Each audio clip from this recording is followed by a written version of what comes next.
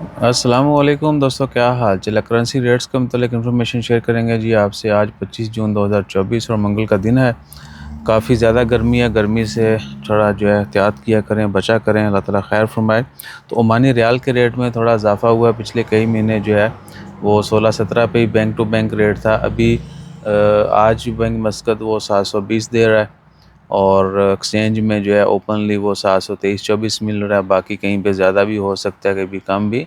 जो ऑफिशियल यानी कह लें के रेट्स हैं वो यही हैं। और फिर और भी तरीके बड़े हैं पैसे लेने देने, किसी को इधर चाहिए रियाल, वो उधर आपको ज़्यादा पैसे दे देता है रुपयों में, तो इधर आपको वो अच्छा रेट मिल जाता है। बाकी वो हुंडी शुंडी ये वो सब भी चल रहा है। और उसके बाद आज ही अगर बात करें, अल्लाह आपका भला करे, दुबई की यूएई दरम जो है वो भी 75 प्लस मिल रहा है आजकल। और सऊदी रियाल जो है उसमें भी हल्की फुल्की आती है, कमी बेशी। और आज का जो रेट है वो 72-85 है, 72-73, यानी दरम और सऊदी रियाल जो है वो करीब करीब ही हैं।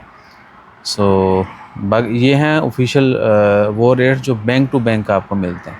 ठीक है, एक्सचेंज में थोड़ा ज़्यादा भी मिल जाता है, और बाकी फिर कुछ एक्सचेंज आपको मार्केट से हट के और भी ज़्यादा दे देती हैं।